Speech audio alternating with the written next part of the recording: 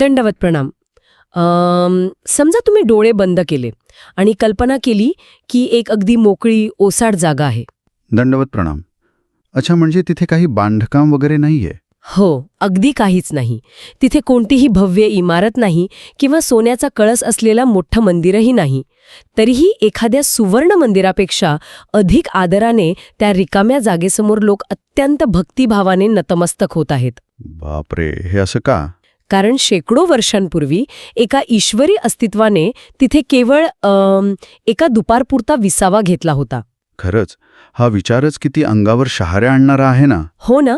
आणि म्हणूनच आजच्या या सखोल चर्चेमध्ये आपण अशाच एका अत्यंत वेगळ्या, प्राचीन आणि मानवी मानसशास्त्राच्या तळाशी जाणाऱ्या विषयाचा वेध घेणार आहोत.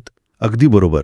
आणि आजचा आपला विषय आहे महानुभाव पंथ आणि श्री चक्रधर स्वामी यांनी सांगितलेली ती विशेष संकल्पना. बरोबर. ती संकल्पना म्हणजे चतुर्विध साधन किंवा ज्याला भेटकाळ विधी असंही म्हटलं जातं. होय. आणि हा विषय खरोखरच खूप गहन आणि तितकाच रंजक आहे.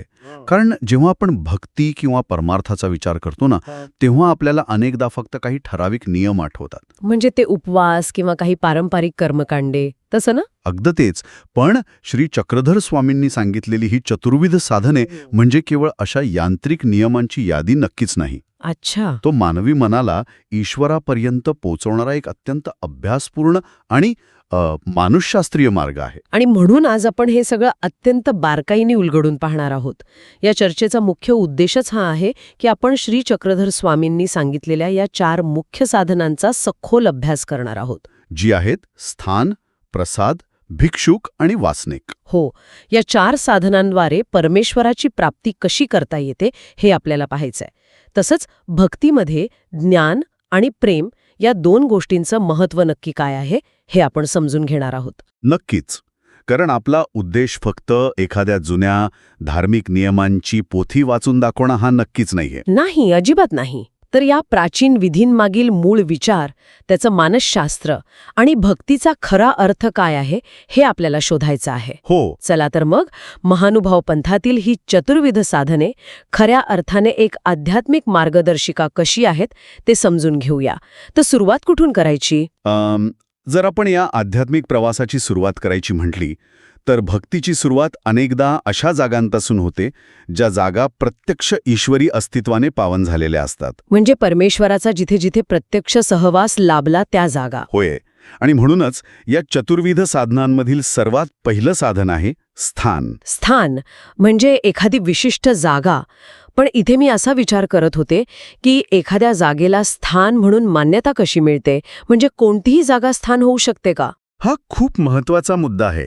या परंपरेत स्थान म्हणजे केवळ एखादी जुनी वास्तू नव्हे, तर तो एक ऐतिहासिक आणि आध्यात्मिक पुरावा आहे. अच्छा. आणि वेळेच्या आधारावर या स्थानांचे 5 अत्यंत अचूक प्रकार ठरवण्यात आले आहेत. 5 प्रकार?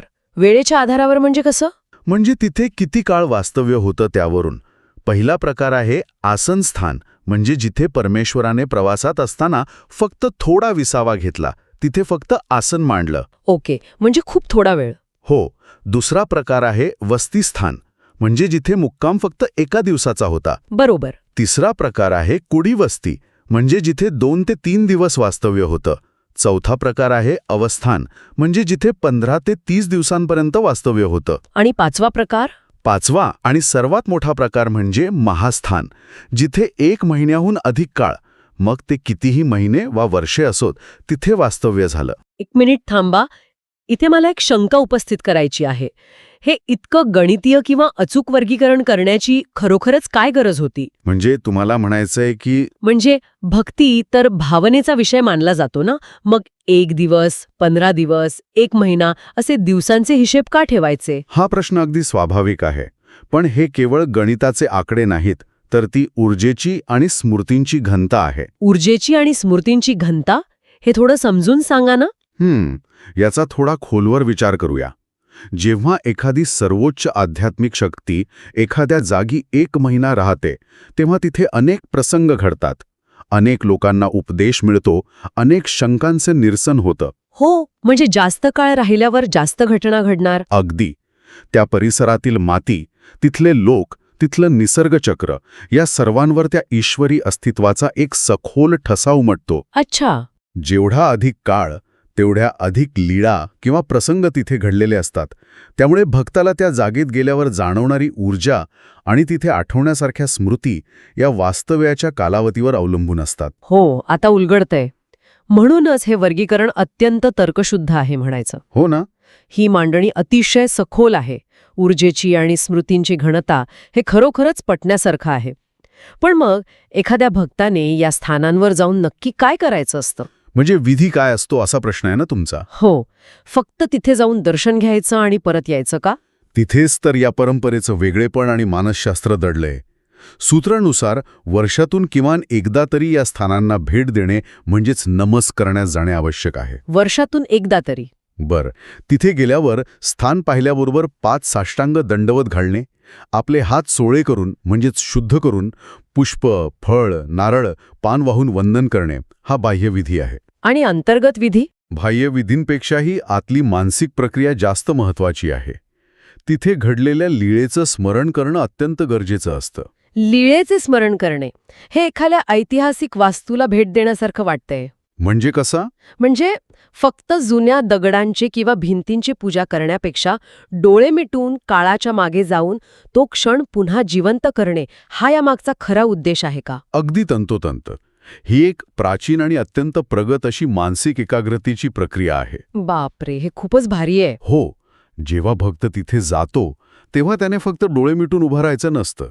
त्याने आपल्या कल्पनाशक्तीच्या माध्यमातून पूर्ण इतिहास तिथे उभा करायचा असतो. म्हणजे त्या क्षणात जगायचं असतं. हो, देव इथे आले तेव्हा त्यांच्याबरोबर कोण कोण भक्तमंडळी होती, ते कुठून आले, कुठे गेले, त्याने कसे वस्त्र परिधान केले होते, तिथे कोणती सेवा घडली, आणि सर्वात महत्वाचे म्हणजे तिथे त्यांनी कोणती निरूपण केले, म्हणजेच कोणता ज्ञान दिलं, हे सगळं आठवायचं. बरोबर?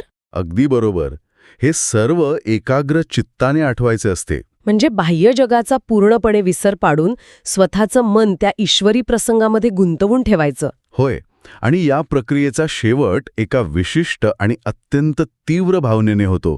ती भावना म्हणजे खंत किंवा दुःख. भक्तीमध्ये दुःख?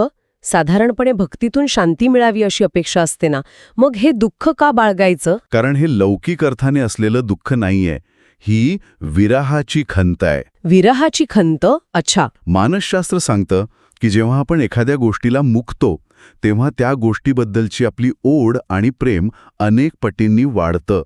भक्ताने ही जाणीव ठेवायची असते की तसे सन्निधान आपल्याला लाभले नाही. म्हणजे आपण त्या काळात तिथे उपस्थित नव्हतो, आपण ती प्रत्यक्ष सेवा करू शकलो नाही, याबद्दलचं ते दुःख असतं. हो, आपण त्या काळात नव्हतो ही जाणीव भक्ताच्या मनात ईश्वराबद्दलचे प्रेम आणि अत्यंत तीव्र ओढ निर्माण करते. ही ओढच त्याला परमार्थाच्या मार्गावर पुढे जाण्याचे बळ देते. हा विचार खरोखरच अचंबित करणारा आहे. हे खूप खोल मानसशास्त्र आहे. फक्त निर्जीव वस्तूंना नमस्कार नाही, तर त्या जागेतील ऊर्जेला आणि त्या वेळेला केलेला तो नमस्कार आहे. हो ना? आता या भौतिक जगातून आपण दुसऱ्या साधनाकडे वळतो आहोत, ज्याला दुसरं साधन म्हटलं जातं प्रसाद. हो, प्रसाद. आत्तापर्यंत माझा एक गैरसमज होता की प्रसाद म्हणजे मंदिरात मिळणारा खाण्याचा गोड पदार्थ किंवा शिरा वगैरे. हा गैरसमज अनेकांचा असतो. पण महानुभाव पंथाच्या या संदर्भात आणि चतुर्विध साधनांच्या अभ्यासात प्रसादाचा अर्थ खूप व्यापक आणि वेगळा आहे. तो कसा? परमेश्वराने प्रसन्न होऊन ज्या ज्या भक्तांना वस्तुरूपामध्ये जे काही दिले तो सर्व प्रसाद. मग ते परमेश्वराने वापरलेले एखादे वस्त्र असेल, भांडे असेल किंवा कोणतीही भौतिक वस्तू असेल. अच्छा, म्हणजे ती वस्तू प्रसाद असते. हो, हा प्रसाद महात्मे, आश्रम, मठ किंवा मंदिरात अत्यंत जतन करून ठेवलेला पाहायला मिळतो. अध्यात्म तर निराकाराची पूजा करायला सांगतं ना? हो, सांगतं. मग या भौतिक वस्तूंचं इतकं महत्त्व का? मानवी मनाची एक मूलभूत गरज असते स्पर्श आणि दृश्य पुरावा. आपण आपल्या प्रियजनांच्या जुन्या वस्तू का जपून ठेवतो? कारण त्या वस्तूमध्ये आपल्याला त्यांचा स्पर्श आणि अस्तित्व जाणवतं. अगदी तसंच परमेश्वराला जरी आपण प्रत्यक्ष पाहिले नसले तरी ज्या वस्तूला परमेश्वराचा प्रत्यक्ष स्पर्श झाला आहे ती वस्तू पाहताना मानवी मनाला एक मोठा आधार मिळतो. हो, हे खरे. तो ईश्वरी अस्तित्वाचा एक जिवंत पुरावा बनतो. तो भौतिक असला तरी तो आध्यात्मिक ऊर्जेचा एक शक्तिशाली वाहक असतो. हे नक्कीच पटण्यासारखं आहे. एका अमूर्त कल्पनेपेक्षा एका प्रत्यक्ष वस्तू समोर नतमस्तक होताना भावना जास्त तीव्र होऊ शकतात. अगदी बरोबर. आणि म्हणूनच ज्या महात्म्याजवळ आश्रमात किंवा मठ मंदिरात हा प्रसाद असेल, तिथे होत असलेल्या देवपूजेस हजर राहून प्रसाद नमस्कारण्यास कधीही चुकू नये असे सांगितले आहे. म्हणजे आवर्जून जावं. हो, सूत्रांमध्ये याचं एक अतिशय विशेष आणि सुंदर उदाहरण दिलं आहे. आषाढी एकादशीला रिद्धपूर येथील मठ मंदिरात होणारा प्रसाद नमस्कारण्याचा सोहळा. बापरे, तिथे खूप गर्दी होत असेल ना? हो तर. आषाढी एकादशीच्या त्या पावसाळी आणि भक्तिपूर्ण वातावरणात जेव्हा सर्व भक्तगण एकत्र येतात, तेव्हा तिथे केवळ एका वस्तूचं दर्शन नसते. मग काय असतं? तो प्रसाद पाहून सर्वांच्या मनात तीच एक सामायिक भावना जागृत होते की हीच ती वस्तू आहे ज्याला प्रत्यक्ष ईश्वराचा स्पर्श झाला होता. तिथे चतुर्विध साधनांची प्रत्यक्ष भेट होत असते. तो प्रसंग कल्पनेनेच अंगावर शहारे आणणार आहे. आपण आतापर्यंत स्थान आणि प्रसाद पाहिले, पण जर आपण विचार केला तर हे दोन्ही प्रकार जड आहेत, म्हणजे निर्जीव आहेत. हो, ते भौतिक आहेत. वास्तू किंवा वस्तू आपल्याशी बोलू शकत नाही, ती आपल्याला नवीन ज्ञान देऊ शकत नाही किंवा आपली चूक सुधारू शकत नाही. तिथे फक्त वंदन घडते, एकतर्फी संवाद असतो. अगदी बरोबर. म्हणूनच मला वाटतं की यापुढील जो प्रवास आहे तो अधिक जिवंत आणि सचेतन साधनाकडे जातो. बरोबर. तुम्ही अगदी अचूक धागा पकडलात. आणि इथेच या चतुर्विध साधनांचे खरे सौंदर्य उलगडते. तिसरे साधन आहे भिक्षुक. भिक्षुक? हो.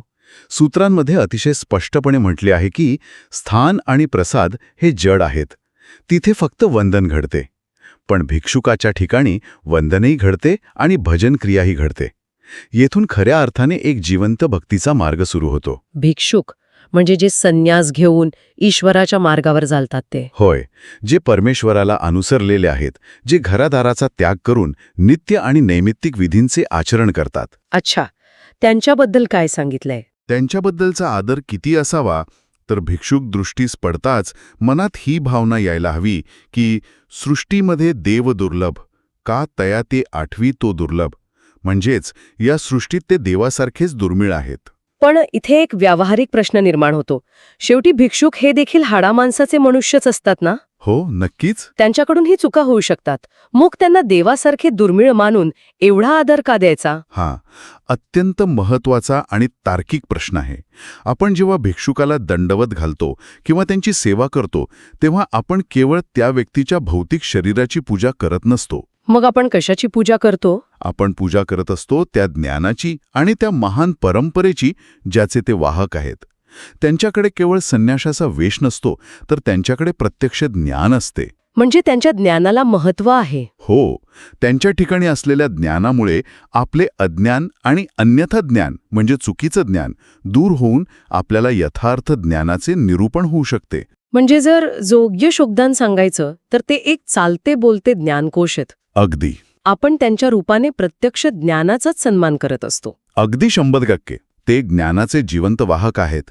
आणि म्हणूनच त्यांची सेवा करण्याचं काही अतिशय सविस्तर आणि मानसशास्त्रीय नियम सांगितले आहेत. कोणते नियम? जर असा भिक्षुक आपल्या घरी किंवा कुठेही भेटला तर प्रथम आपल्या शक्तीनुसार सुपारी आणि नारळ देऊन त्यांची भेट घ्यावी. त्यानंतर त्यांना क्षेमवार्ता विचारावी. इथे मला जाणून घ्यायचंय, सुपारी आणि नारळच का? यामागे काही विशिष्ट विचार आहे का? हो, आहे ना. भारतीय परंपरेत नारळ हे पूर्णत्वाचे आणि अहंकाराच्या त्यागाचे प्रतीक मानले जाते. अहंकाराचा त्याग कसा? नारळाचे कडक आवरण म्हणजे माणसाचा अहंकार, जो फोडून आतले शुद्ध खोबरे आणि पाणी ईश्वराला किंवा ज्ञानी व्यक्तीला अर्पण करायचे असते. सुपारी आणि नारळ देणे म्हणजे मी माझा अहंकार बाजूला ठेवून तुमच्याकडील ज्ञान ग्रहण करण्यास तयार आहे हे दर्शवणे. किती सुंदर अर्थ आहे यामागे. आणि क्षेमवार्ता विचारणे म्हणजे त्यांची विचारपूस करणे. यातून एक प्रकारची माणुसकी आणि आत्मीयता दिसून येते. होय, आणि या पुढचा टप्पा अधिक कठीण आहे. दंडवत घालून त्यांना भोजनाचे निमंत्रण द्यावे. इथे एक अतिशय महत्वाचा शब्द सूत्रात आला आहे. नामधारकाने म्हणजे भक्ताने अवंचकत्वे अन्नदान करावे. अवंचकत्वे याचा नेमका अर्थ काय? आणि हे कठीण का आहे? अवंचकत्वे म्हणजे अत्यंत निष्कपटपणे, कोणताही स्वार्थ न ठेवता.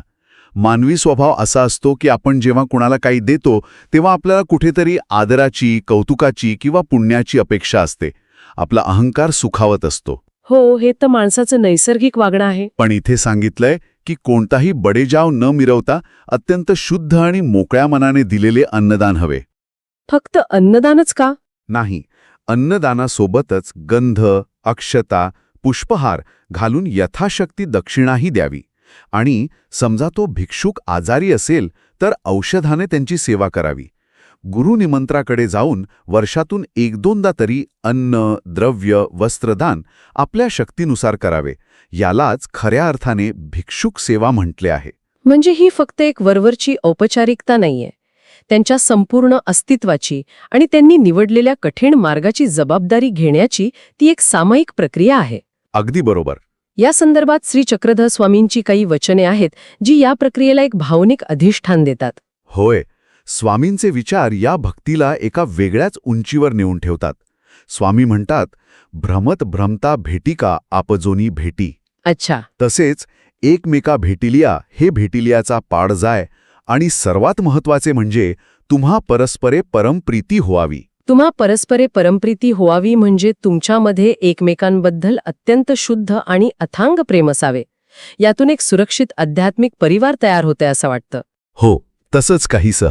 आता जर भिक्षुक हे ज्ञानाचे प्रस्थापित वाहक असतील तर जे हे ज्ञान मिळवण्यासाठी नुकतेच धडपडत आहेत किंवा जे परमेश्वराच्या मार्गावर चालण्याची तीव्र इच्छा बाळगून आहेत, त्यांचं काय? येथून आपण या चतुर्विध साधनामधील चौथ्या आणि शेवटच्या साधनाकडे वळतो, जे आहे वासलिक. वासलिक म्हणजे काय? वासलिक म्हणजे तो साधक ज्याच्या मनात परमार्थ मार्गावर चालण्याची वासना किंवा अत्यंत तीव्र इच्छा आहे, जो अजून पूर्णपणे संन्यासी झालेला नाही पण तो त्या मार्गावर आहे. अच्छा, म्हणजे तो शिकतोय. हो, सूत्रांमध्ये वासलिकाचे 2 अतिशय सुंदर आणि सूक्ष्म प्रकार सांगितले आहेत. कोणते आहेत ते 2 प्रकार? पहिला प्रकार आहे आवडीमुळे परमेश्वराला अनुसरण्याची वासना असलेला, म्हणजे ज्याला ईश्वराबद्दल, परमार्थाबद्दल एक नैसर्गिक ओढ किंवा प्रेम वाटतं. म्हणजे यामागे कोणतंही दुःख नाहीये. बरोबर.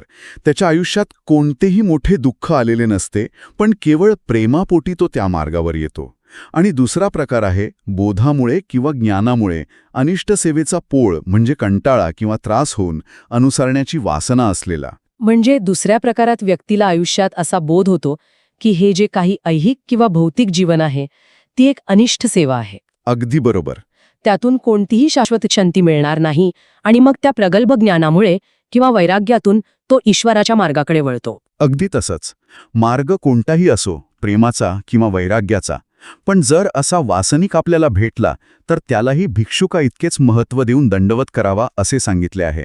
अच्छा, म्हणजे दोघांनाही समान आदर? हो, आपल्याकडे कुठलीही धार्मिक कार्य असो, त्या वासनिकाला आवर्जून दंडवत द्यावा. आणि इथे सूत्रांमध्ये एक अत्यंत आश्चर्यकारक आणि धाडसी विधान केले आहे, ज्यावर बरीच चर्चा होऊ शकते. कोणतं विधान आहे ते? त्यात स्पष्ट म्हटले आहे की इतर हजारो पात्रांना म्हणजे सामान्य लोकांना जीव घालण्यापेक्षा त्या एका भिक्षुकाला किंवा वासनिकाला जीव घालण्याचं महत्त्व अधिक आहे. 1 मिनिट, थांबा. इथे मी थोडा विरोध दर्शवू इच्छिते. बरं, का? हे विधान प्रथमदर्शनी वाचल्यावर खूप आश्चर्य वाटतं आणि कदाचित काही लोकांना ते पटणारही नाही. हजारो लोकांना जेवू घालण्यापेक्षा एक वासनिक श्रेष्ठ, असं का? मला वाटलं होतं हा प्रश्न येईल. कारण आपल्या भारतीय समाजात तर असं मानलं जातं की अन्नदान हे सर्वांसाठी समान असायला हवं. भुकेलेला कोणालाही अन्न देणे हे श्रेष्ठ पुण्यकर्म आहे. मग इथे असा भेदभाव का जाणवतोय? हा प्रश्न अत्यंत रास्त आहे आणि वरवर पाहता तो भेदभाव वाटू शकतो.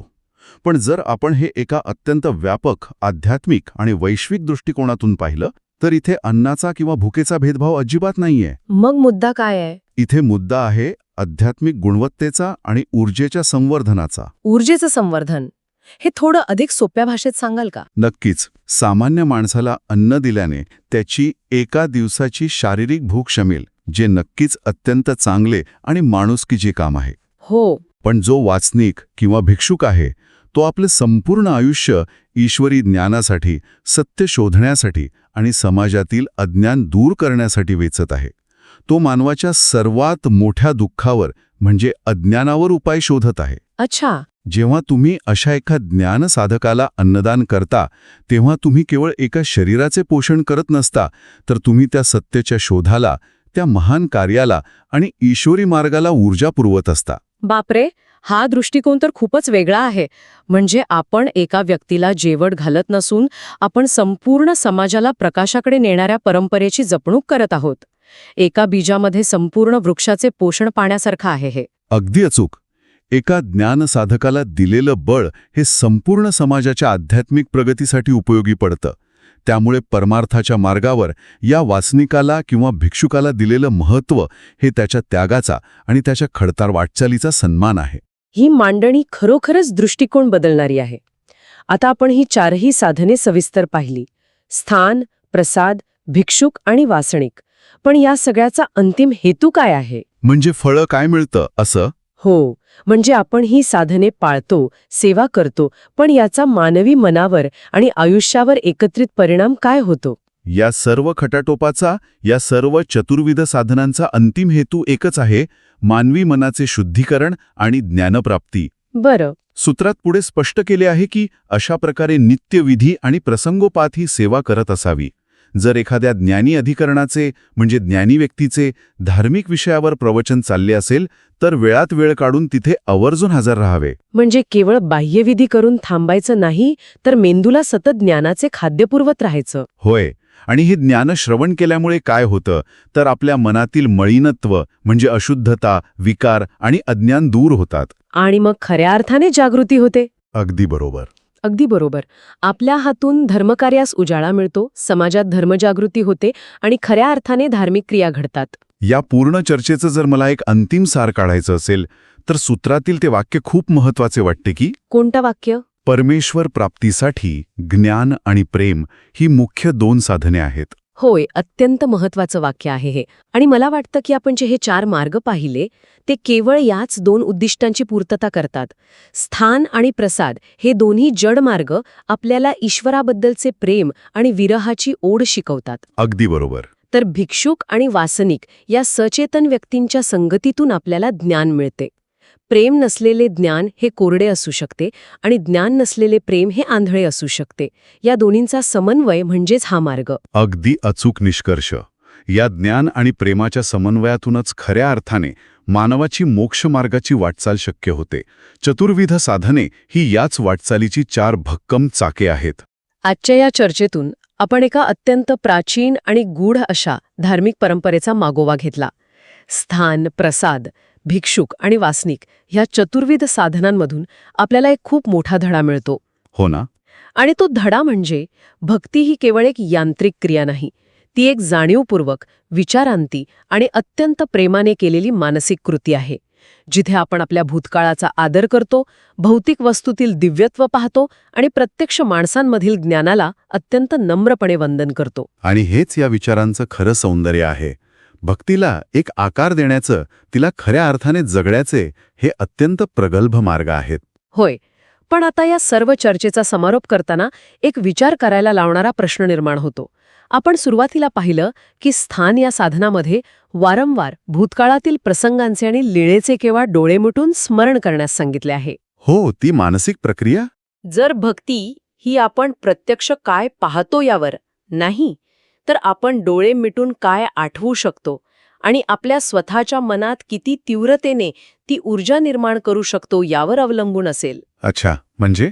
तर मग यावर सखोल चिंतन होणे गरजेचे आहे की खऱ्या अर्थाने तीर्थक्षेत्र हे बाहेर भौतिक जगात असते की ते कायम आपल्या स्वतःच्याच मनात वसलेले असते. बापरे, अतिशय सुंदर आणि अंतर्मुख करणारा प्रश्न आहे हा.